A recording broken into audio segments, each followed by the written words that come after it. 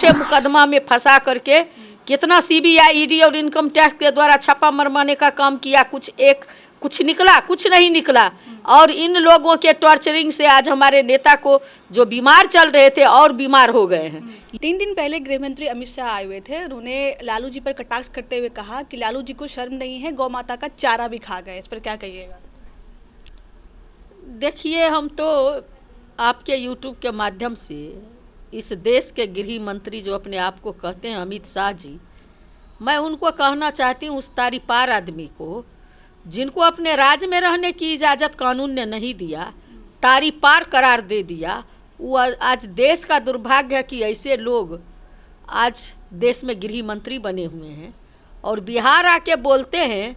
तो अमित शाह जी को पूर्व का अपना दिन याद करना चाहिए। जब 2014 का चुनाव चल रहा था तो उस समय बिहार में आके बोलते थे, ये और इनके प्रधानमंत्री भाई एवं बहनों, आपको जो है कमर तोड़ महंगाई कम करेंगे, डीजल पेट्रोल की कीमत कम करेंगे, जनधन योजना के तहत सारे लोगों को खाता खुलवाए और 15-15 लाख रुपया जो है काला धन नहीं आया, 15-15 लाख रुपया कब मिलेगा, जनधन योजना ढनढन योजना हो गया। तो ये बेशरम आदमी है। ये कहे थे 2 करोड़ युवाओं को हम प्रत्येक साल नौकरी देंगे। नौकरी देना तो दूर की बात है, सारे सरकारी सेक्टर को इन्होंने प्राइवेट में तब्दील करने का काम किया और देश के चंद मुट्ठी भर कारपोरेट के द्वारा ये देश चला रहे हैं। तो ऐसे तारीपार आदमी के बातों को जवाब देने के लिए बिहारी नहीं बैठे हुए हैं, इसलिए कि देश के प्रधानमंत्री ने जो राज्य का मुखिया है नीतीश कुमार जी, उनको डीएनए खराब कहने का काम इनके प्रधानमंत्री ने कहा। और बिहारियों को डीएनए खराब से बड़ा गाली कुछ नहीं हो सकता है। बिहार में जो है इनका अब दाल गलने वाला नहीं है। अब इसी बात से अनुमान लगाइए कि 20 साल से शासन, एक बीमार आदमी जो नीतीश कुमार जी अचेता अवस्था में हैं, उनके साथ 20 साल से सत्ता की मलाई खा रहे हैं और तोहमत जो है इस देश ही नहीं दुनिया के सबसे बड़े समाजवादी नेता, गरीबों के मसीहा बाबू लालू प्रसाद पर लगा रहे हैं। इनको शर्म होनी चाहिए। तेजस्वी प्रसाद यादव जी जो नेता प्रतिपक्ष है विधानसभा में, उनको बता दिए कि जिसकी नीति और नियत ठीक रहेगा तो कभी भी किसी भी राज्य का विकास हो सकता है।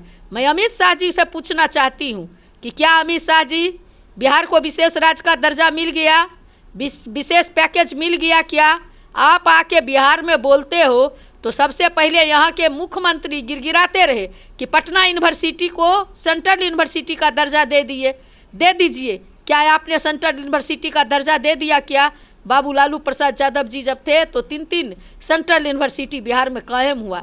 लेकिन आप जब राजपाट आप लोग को मिला है तो सिर्फ और सिर्फ आ करके बिहार में जुमलेबाजी करते हो, ठगने का काम करते हो। तेजस्वी यादव जी से सीखने की ज़रूरत है कि इन्होंने 17 महीनों में जो काम आप लोग ने 17 साल में नहीं किया, 5 लाख नौकरी से लेकर के IT सेल का निर्माण से लेकर के शिक्षा स्वास्थ्य में सारे जगह आमूलचूल परिवर्तन करने का काम किए। 4.5 लाख शिक्षक को जो है राजकर्मी का दर्जा देने का काम किए। 3.5 लाख प्रक्रियाधीन करके आए जॉब को, जो आज तक पूरा नहीं किया गया है। इसलिए अमित शाह जी, उन्होंने 19 मिनट के भाषण में 18 बार ऐसी बात से आप अनुमान लगाइए ना कि इनको कितना भय और खौफ है। हमारे आदरणीय नेता को झूठे मुकदमा में को 2500 रुपया जाएगा, 200 यूनिट बिजली फ्री मिलेगा, माई बहन योजना के तहत तो जाएगा ही जाएगा 2500 रुपया। दिव्यांग पेंशन हो, वृद्धा पेंशन हो, सामाजिक सुरक्षा पेंशन हो, सारा पेंशन जो है 400 के जगह पर 1500 मिलेगा। और बढ़ता बिहार, उगता बिहार, युवा बिहार, विकसित बिहार के लिए तेजस्वी प्रसाद यादव जी को ही 2025 में लोग मुख्यमंत्री बनाने का काम करेंगे।